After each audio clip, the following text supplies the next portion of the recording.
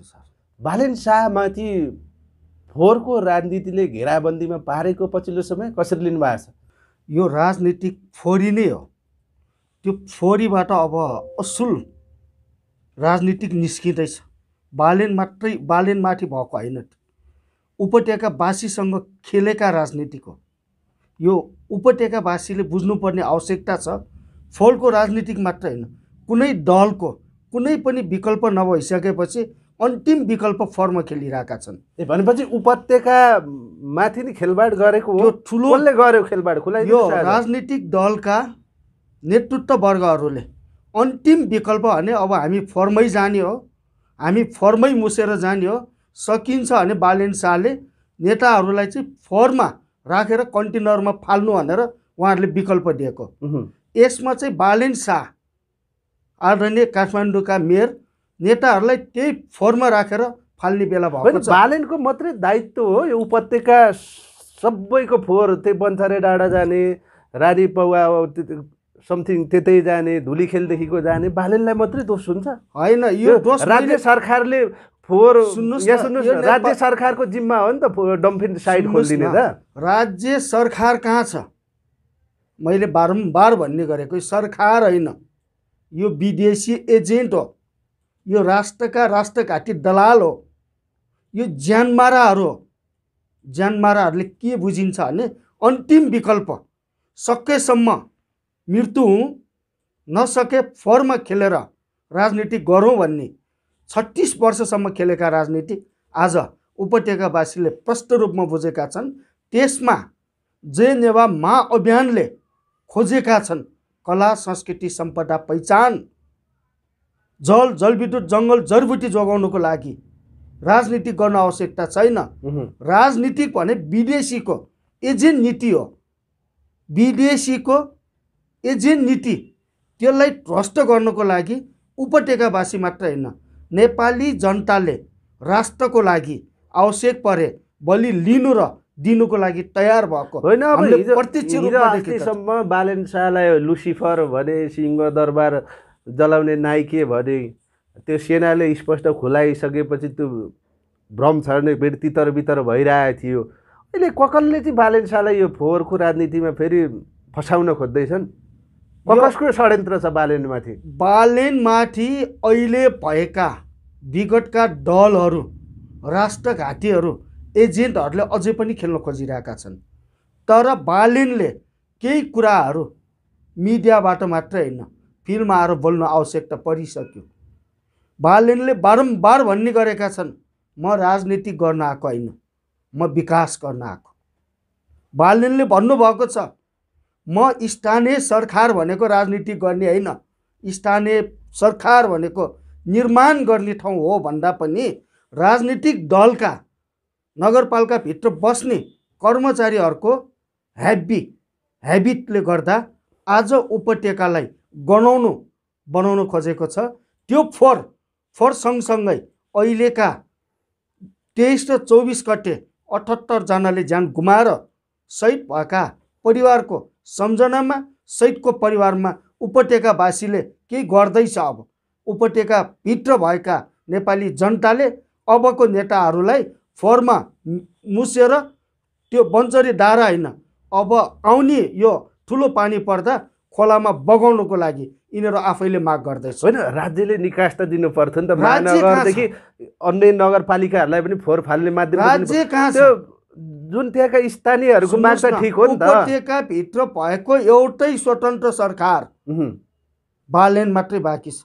सरकार भनेको अहिलेको जेएनजीले बनाएको सरकार पनि नेपाली जनताको सरकार होइन, विदेशीको एजेन्ट हो, त्यही दलका राष्ट्रघाती दलालका आफन्त हो। अब फोहोर उठ्दैन, उठ्छ, तर नेपाली जनता फाल्नुहुन्छ त? फाल्नु पर्दैन। अर्काको घरको फोहोर तपाईँको घरमा ल्याएर फाल्न दिनुहुन्छ?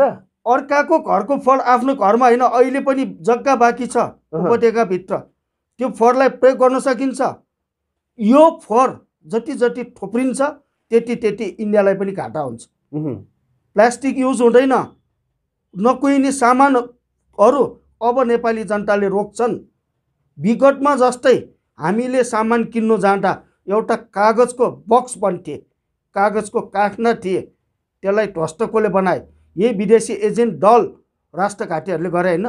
अब यो फोर्स जति छ त्यसलाई संरक्षण गर्दै नेपालमै उत्पादन हुन्छ कि नेपालमै उत्पादन भएको कागजलाई जलाउन सक्ने स्थिति भने अब आयो। यो नेताहरूले सिकाइयो।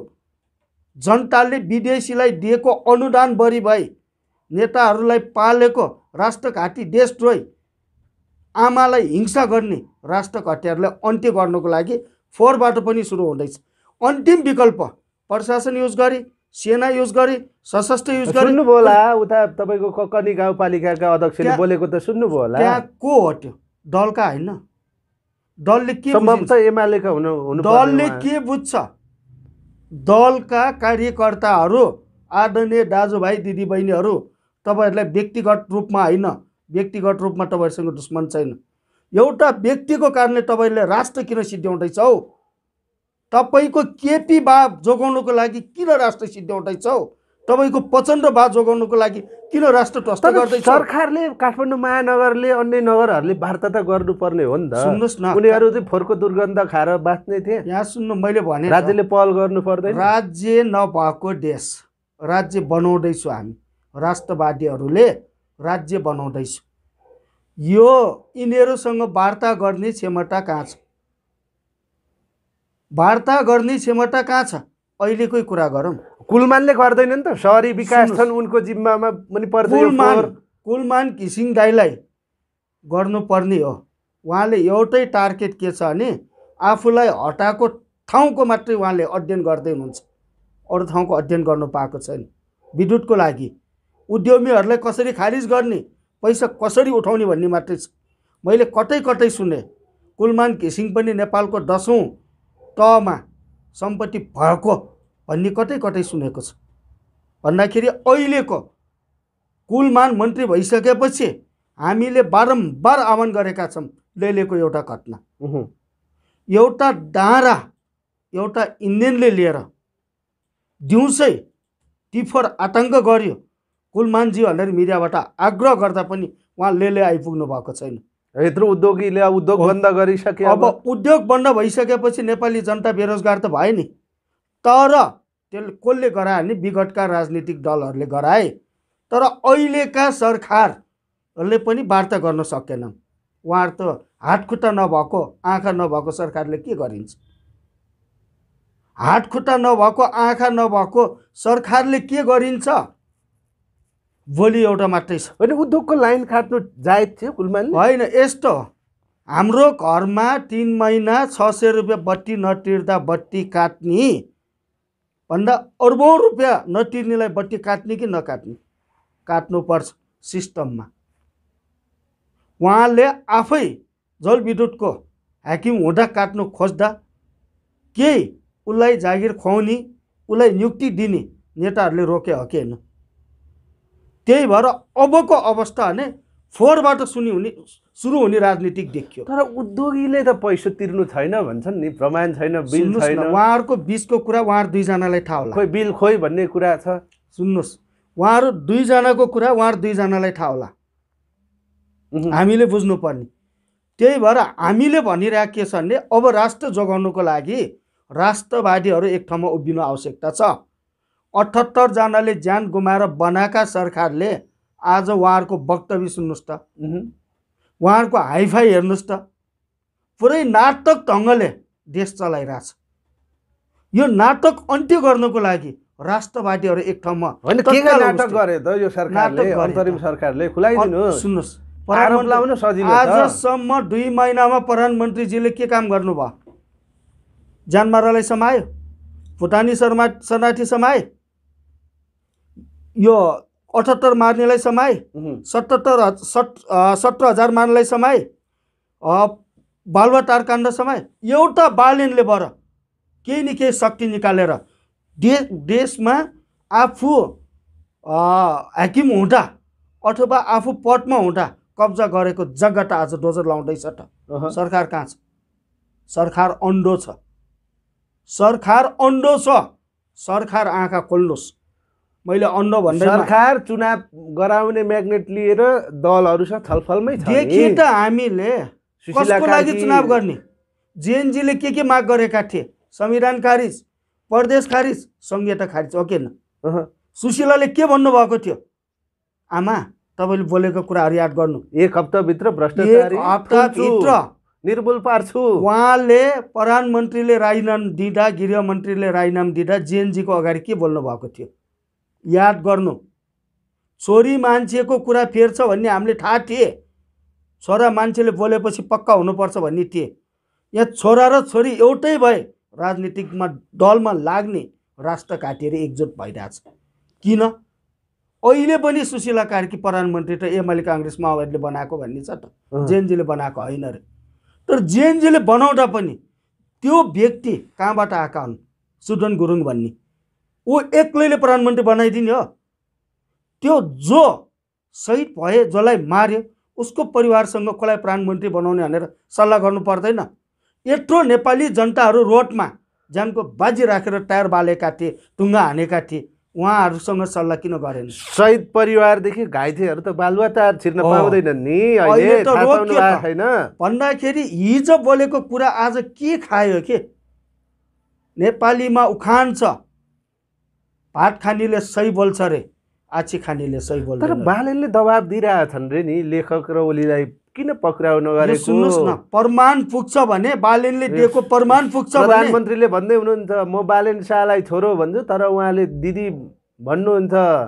किन कुरा मिलिरहेको छैन? यहाँ बालेन शाहले दबाब दिँदा किन पक्राउ परेन? सुन्नुहोस् न, बालेन शाहले साथ नदिएर अहिले समाचार माध्यममा आएको, बालेन शाहले साथ दिएन रे, सुशीलाले साथ दिएन रे, कुलमानले साथ दिएर हामीले डोजर लगाएको भनेर मिडियामा आइरहेछ नि।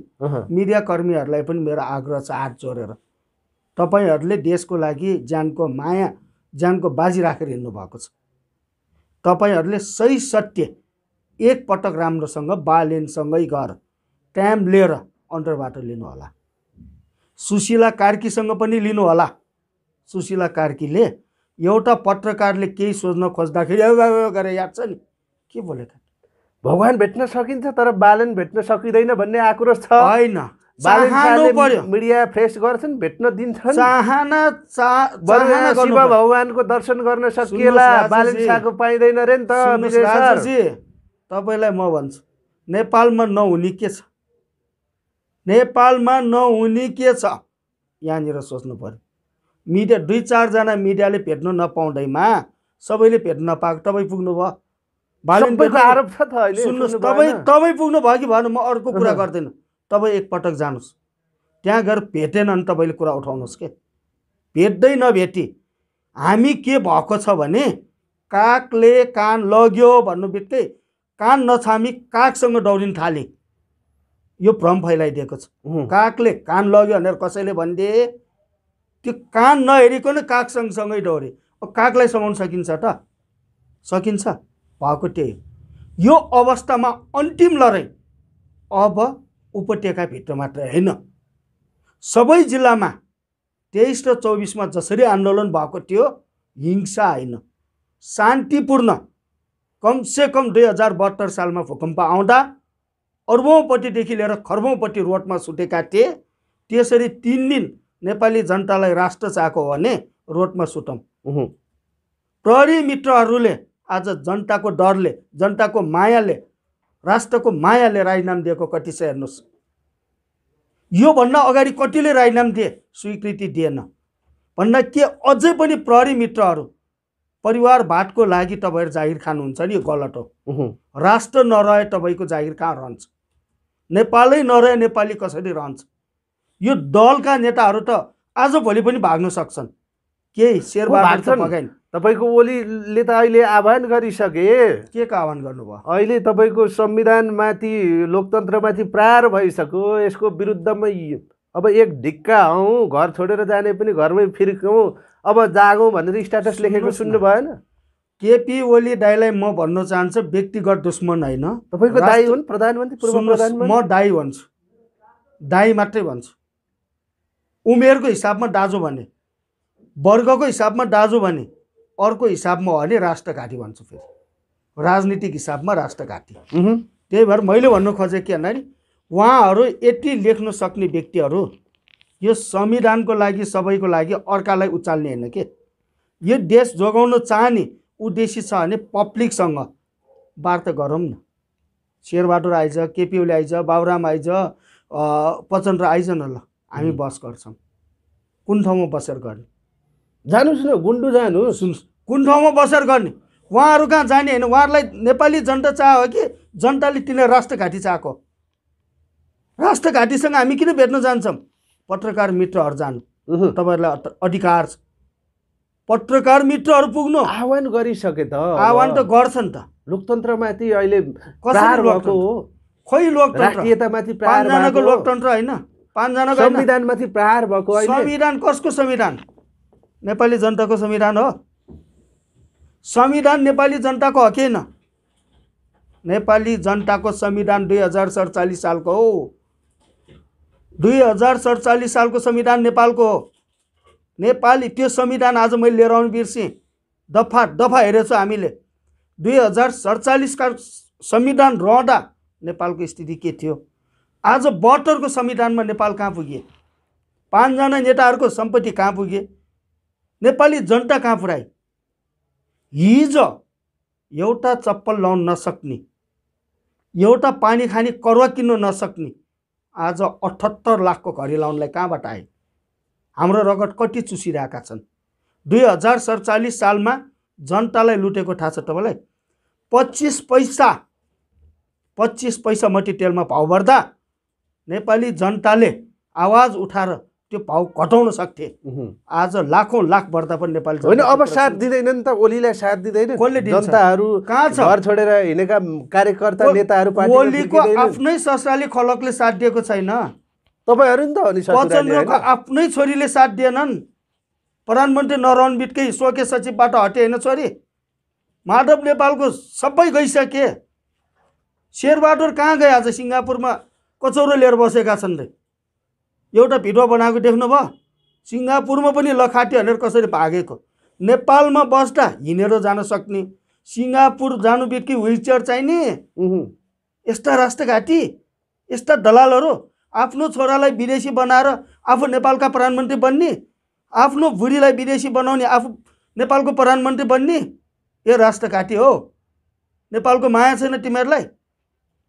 ए दलाल हो, नेपाल बेच्छौ। सकिन्छ अनि वार्तामा हो कि केमा? ओलीलाई माया भएर त होला नि। अहिले फेरि कसरी माया? अहिले 6 बुँदे प्रस्ताव ल्याइसके। सुन्नुहोस्, जेनजी र दलहरूको संयुक्त सरकार गठन गरौँ, यो नेपालमा संसद पुनर्स्थापना गरौँ, यो नेपालमा संसदबाटै संविधान संशोधन गरौँ। सुन्नुहोस् न, संविधान खारिज हुनुपर्छ भनेर 78 जनाले ज्यान गुमाएको नाटक गरे हो।